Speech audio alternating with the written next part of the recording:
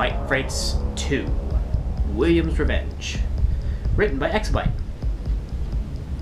1987. Officer Jacobs, the chief wants you. Instructed Mrs. Clements, our secretary at the station. I walked into the chief's office, and he signaled me to sit down. We got a new case. He started, opening a folder. 5 kids got killed last night at that Freddy's Pizza Palace or whatever. Eyewitnesses say they saw an employee walk out right around the time of the murder. He handed me a picture of the employee. His name is Harold Knight, and we called him. So now we're going to question him later this morning. But anyway, I need you to go investigate the pizzeria. Try and find some evidence, and bring back some pizza while you're at it. I don't even know the address. And there's only one local pizza place other than Freddy's, which is also closed. I started, but the chief interrupted me. It was just a joke. Jeez, can you not tell a joke from a fact? Anyway, the address is in the folder. I nodded, and I got into the car and drove to Freddy's. I've only been there once, which was to celebrate my boy Jameson's 3rd birthday, which was around a few months ago. The place gave me and my wife Helen the creeps. They had singing animatronics that were performed on the hour, which Jameson loved, but the look of them were just freaky. About 30 minutes down the highway, I reached the place. Outside the parking lot, the owner of the pizzeria came to meet me. Are you Officer Morrison? Yes. Yes, are you Mr. Then the owner interrupted me. Mitchell, yes, come in. Let's get this over with. He unlocked the door of the restaurant, and we walked into the main area, where the performance stage was. Then took me to the party room, where the crime scene was. Just ignore the blood, I guess, he said. Looking at me, he walked around and looked under the tables. Aha, a real knife. Look, it's a knife. Boy, it's sharp, I exclaimed, looking at Mr. Mitchell. Yes, it is. Which was unusual. There was crusty blood on the knife, obviously because that's what was used to murder the kids. I got my gloves out and carefully placed it in my evidence bag. After a bit more searching, I finally finished up the investigation, but I was confused. If our officers were here the other day after this happened, wouldn't they have found the knife then? It was unusual, but maybe they were helping the paramedics or something of that sort. Either way, this murder was on the loose. And wherever they are, we'll find them. 30 years later. Grandpa! Grandpa! My grandson Alex exclaimed. I looked up from my book I was currently reading. Yes? I asked. Look at the newspaper! He screamed, practically jumping through the patio. I picked up the daily paper, and Alex pointed out an ad of a horror attraction. It read, Coming soon! Fazbear's Fright, the horror attraction. I was intrigued, for me and my grandson loved anything related to the genre of horror. It was opening at the local carnival about 5 miles from my house. Another thing caught my eyes as well, an operative to work at the attraction at night, as the night guard. It would be perfect since I'm usually alone 24/7, and if Alex isn't here for a few days, every other month, it would work perfectly. Alex is leaving Friday, and today's Wednesday, so I could take him tomorrow night and get more information on the job. Want to go tomorrow night? I want to hear how girly your scream is, I asked, jokingly tickling Alex. Okay, Gramps, now can I go inside and play before dinner? Of course you can! And just like that, he rushed inside. If only Helen were able to see that beautiful 9-year-old grandson. Helen died before Alex was born, got a bladder infection. By the time they diagnosed her, they found out it was cancer, stage 4. And obviously, she lived for 5 months. After 1 month of chemo, although she died peacefully in her sleep, I was so depressed I could hardly think. Then Alex was born, and he fixed me right up. Jameson, his dad, said he wanted to have Alex experience all the fun things him and I used to when he was his age. And now here we are.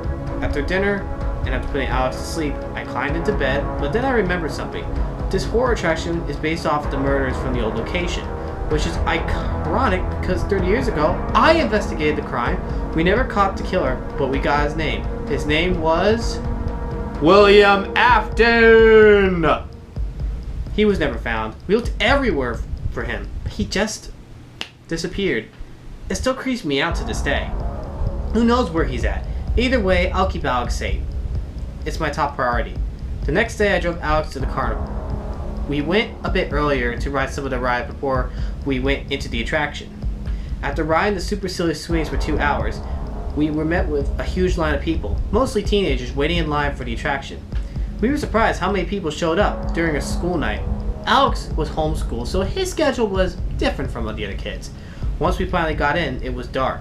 All of a sudden, the lights flickered, and a boy in a Freddy Fazbear's Pizza shirt walked up. "Welcome to Freddy Fazbear's Pizza! Please feel free to walk and explore, but be careful! Something dreadful dwells in this establishment. You've been warned." He walked away, and Alex and I walked around. It wasn't too crazy, just a few jump scares from a fox and a bear. I know you guys are probably thinking about my game experience from Five Nights at Freddy's 1. After we finished walking around, the employee came back to the exit. "I hope you enjoyed your experience. Come back soon. Real soon." And he opened the door, and we were back in the main area of the carnival. We were a little disappointed, but we liked seeing the old arcade machines and such. I took Alex to the kids area and I let him loose in the playground. I went to the babysitter's booth and hired someone to watch Alex for a bit. While I go talk to a Freddy's Fazbear's Pride employees so I could try to get that night guard job. I walked in and found the boy that asked about the job. "So, in your ad for the place, you said you're hiring a night guard. I used to be a police officer, so I have a bit of experience with this stuff." The boy smiled and said, "You got the job! Be there Monday at 12 a.m. I was shocked. I stood there, wide-eyed and excited. How come he gave it to me so easily? There I had 3 reasons. I picked up Alex, and we drove home. "Rams?" said Alex. "Yes?" I asked. "I'm not ready to go home. I want to stay," he exclaimed. "You have to, buddy. And don't worry, you'll be back in January." I could hear him sigh. When we got home, he went and packed his suitcase. The next morning, Jameson and his wife, Deanna, came and picked up Alex. After a tearful long hug, Alex left. The house was oddly quiet, which I hated the most. 3 days later. I arrived at Fazbear's Fright exactly at 12 a.m. and walked into the building. I sat at this large office, a rectangular window in front of me, a vent to my right, and an open door on my left. I was given a computer monitor, 2 tablets, and a phone. Suddenly a phone rang. I answered it, to be met with an awkward teenager-type surfer dude answering the phone. All he did was give me the basics. Info on the place, and that's it. I lay back in my chair, every once in a while checking the 2 tablets and the cameras, and soon it was 6 a.m. I knew it was going to be an easy 5-night trial. When I got home, I turned on the television to bing the new series about international spies dealing with dangerous web hackers. It was anything but exciting. The effects were cheesy, the hacks only consisted of threats on destroying the United States web servers, and got tired and took a long nap until 11 a.m. and waited till 12 rolled around. I drove back to the carnival and went back to that office. I got another phone call, but I didn't really listen because I was tuning out looking at the cameras. At about 2 a.m., a golden rabbit appeared at the video feed. I thought it was some kind of prop, so I ignored it. When I looked at the monitor, I saw it staring at me through a rectangular window. I wasn't too scared at first, for what could a robotic bunny do to me? Then suddenly the ventilation, camera feed, the sound control failed. I was busy fixing it, so I didn't notice the rabbit slowly walked towards the doorway. When I was finished, it was still there. I got so annoyed. I played the sound at the far end of the restaurant to make it go away. Thankfully 6 a.m. came, and I drove back home, but I couldn't help but get this eerie feeling that the golden rabbit was hiding something. Or it wasn't very nice, to say the least. I just shrugged it off. It's only a piece of metal, not a human. What could it be capable of? I kept thinking about those murder cases at Freddy's from those years ago. And later that day, I got a call from an old friend of mine that used to be an officer with me in the 80s. "Hey, remember the case you investigated about the Fazbear pizza place?" he asked, talking with anxiety and excitement. "Yeah, of course," I answered. "Well, remember the chief question about Harold, what's his name? Oh, Knight, remember him?" "Yeah, in fact, the other day I went to the building, the chief was talking to him. Why are you bringing him up?" "They found his body! In a suit!" he screamed. You could hear his anxiety practically spilling out. "Like a tux?" "No! The suit's in the old singing robots! Remember? His body was found in it, stuffed like cotton. It looked like he was alive for a little bit, then suffocated." I almost threw up of disgust. "How the heck did he get in there?" I asked, really curious at this point. "We don't know, but his skull showed it was hit with something. Someone or something put him in there. I don't believe he was stupid enough to force himself inside it." He was making good points, but also made me curious about whatever happened to that killer, William. We never found him, so he could be in an old suit, but that was a long shot. But why would he do that? To hide? I don't know, but it made me wonder.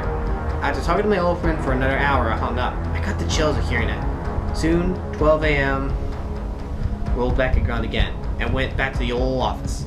Around 4 a.m., the rabbit showed up again, but it did something horrifying. It opened up its head to reveal a human corpse. I screamed and started saying, "Don't you know who I am?